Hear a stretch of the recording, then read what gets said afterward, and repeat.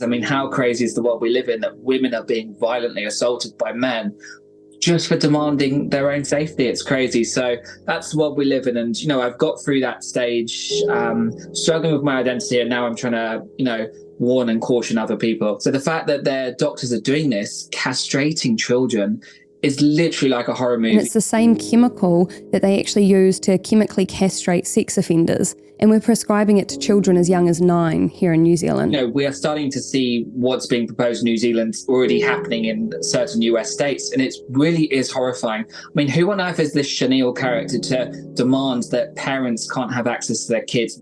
Today we're joined by a very special guest, Ollie London. Now, he is the author of the book Detransition, and he talks about his journey from transitioning into a woman to trying to transition back into a man last year in 2022. Ollie, thank you so much for joining us and sharing your story.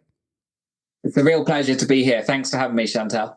And you were attacked recently when you commented on the Posey Parker saga here in New Zealand by a trans activist, Chantelle Lal.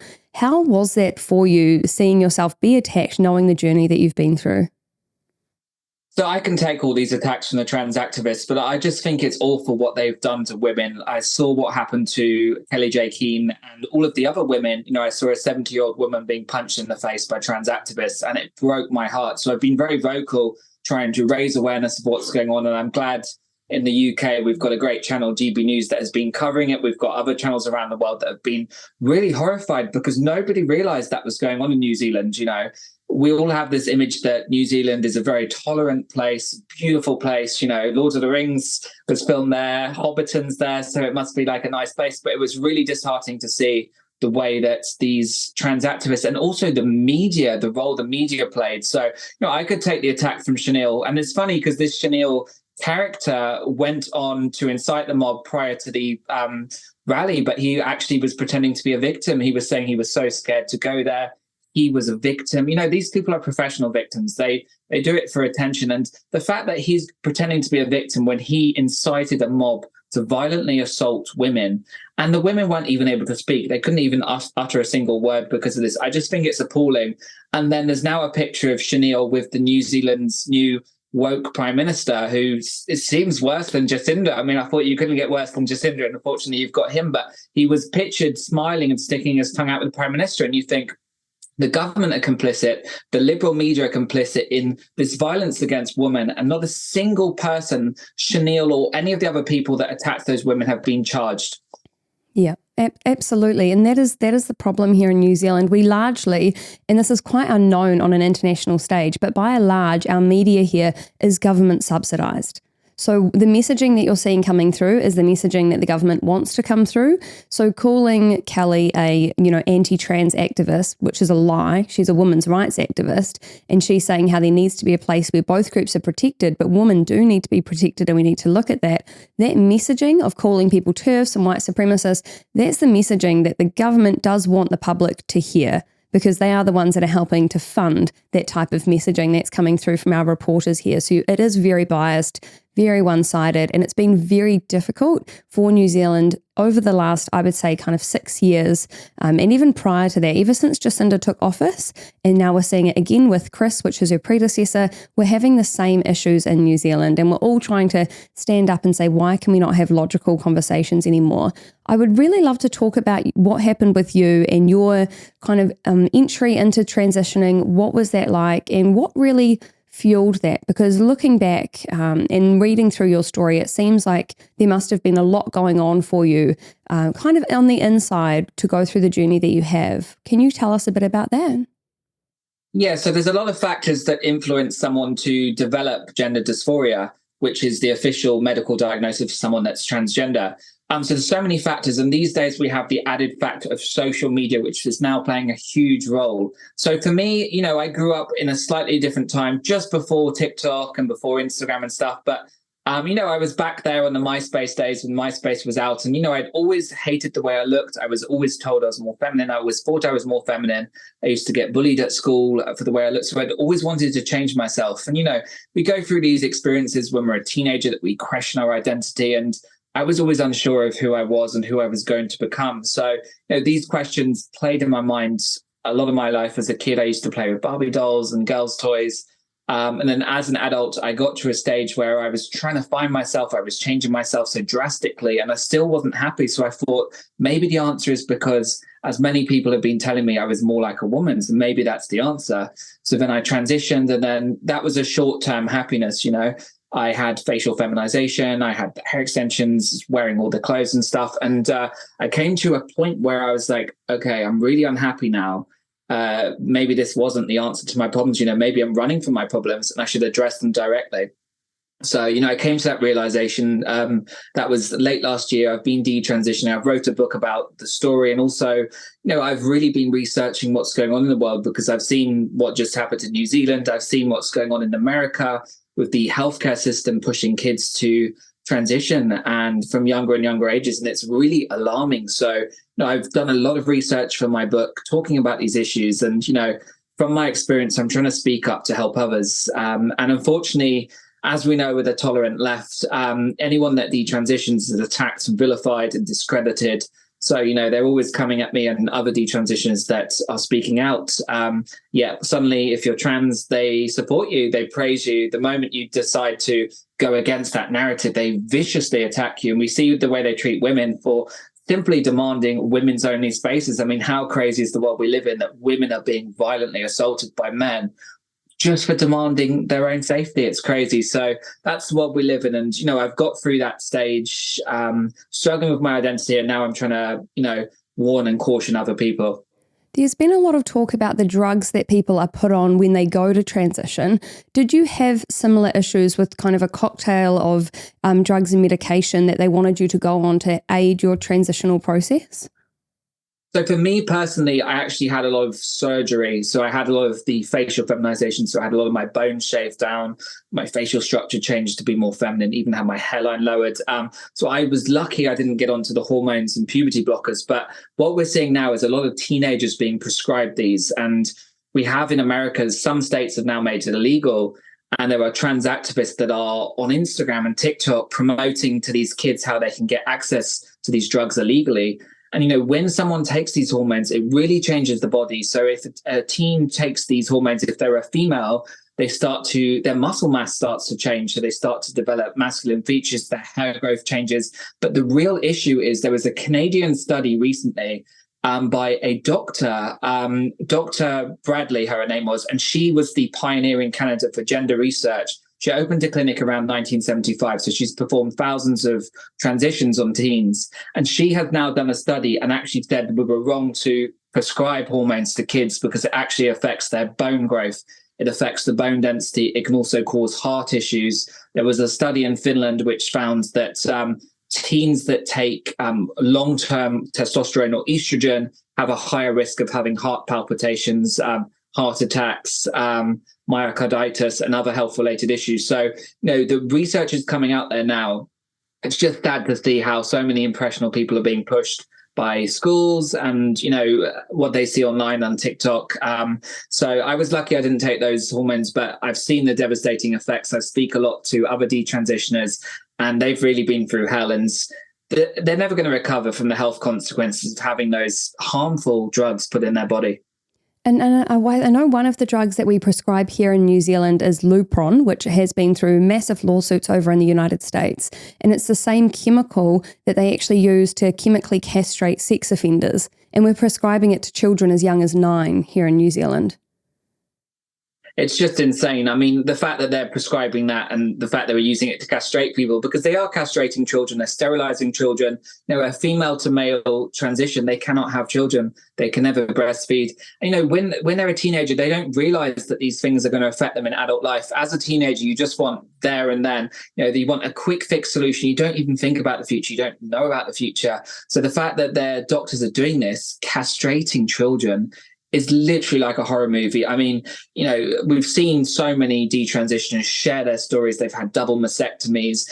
It's horrifying that those 13, 15-year-olds are doing this. And in some states in the US, they can actually do it without parental consent. So they can be coerced or groomed by a trans activist or an educator or a doctor that this is the right thing to do. And they are able to go and consent, even though kids can't consent. and be prescribed all these hormones and even have double mastectomies, which is really horrifying. It's absolutely insane. And there's been a lot of discussion and some studies done around the mental health of people that decide to transition and if they're more suicidal pre-transition or post-transition. Do you have any kind of personal insight into your mental health around wanting to transition and if it's been better beforehand or after? Like, how do you see that flow? Do you think that any of these studies are accurate in their comparisons?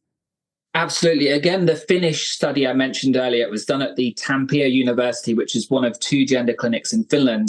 The research there found it was about 70 to 80% of teens that had gender dysphoria had other issues. So some of them had schizophrenia. There was a high link with autism, bipolar disorder, and there was also a high link of children with depression and suicidal tendencies that were then being diagnosed with gender dysphoria. So it's almost like all of these other issues they're struggling with are completely overlooked when it comes to these gender clinics. They cast it aside and they say, it must be because you're in the wrong gender. That's the answer to all your problems. So there really is a mental health crisis. And the vast majority of these cases we see, the Canadian doctor, Dr. Bradley's study, that also said about 83% of boys, as they get into adulthood, they stay with the gender they were born as. So, a lot of these kids, they're not going to change their gender when they grow up. So the fact that we're offering these kids that have many mental health issues, we're offering them this quick temporary fix. It's not the solution to their problems. It's really, really harmful.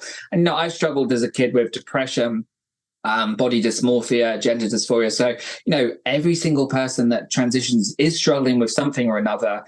And far too often, these doctors are ignoring all of that. We saw in the Missouri Gender Clinic in St. Louis, it was exposed by a whistleblower. We saw the same situation where kids had a lot of other mental health issues that were being ignored.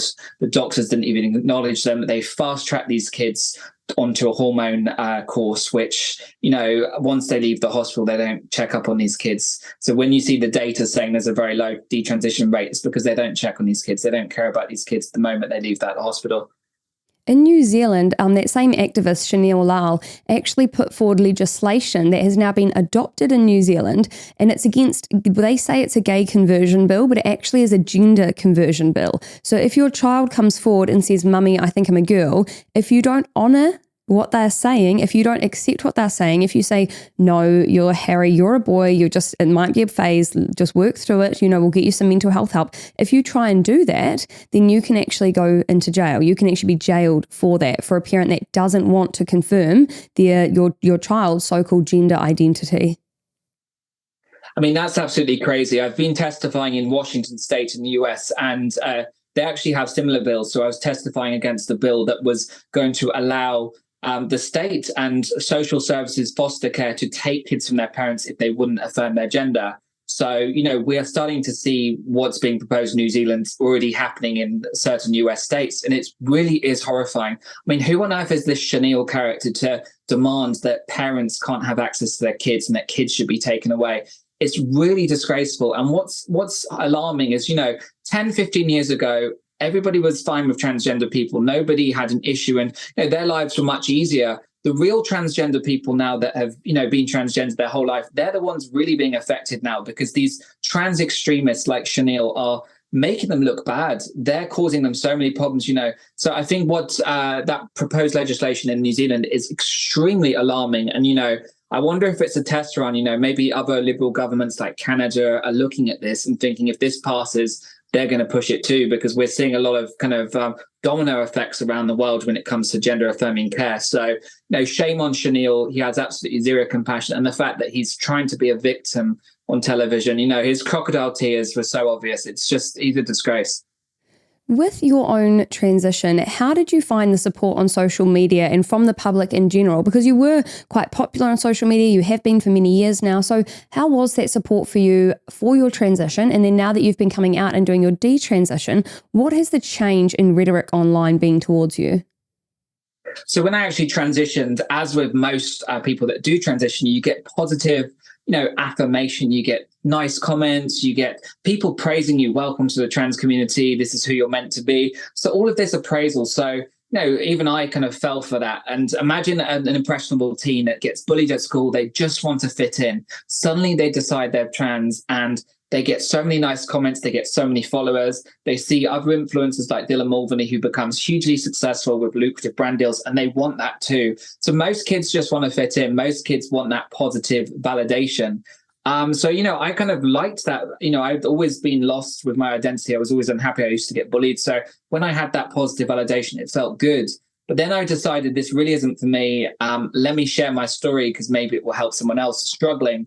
I was met with so much abuse, and I get so much abuse every day from these trans activists. And it really is shocking. Unfortunately, I can take it. It's a sad thing to say that somebody should be used to abuse, but I'm very used to it. I can take it. But, my heart goes out to those young detransitioners that get this daily abuse. I mean, there's a girl, Chloe Cole, in the US.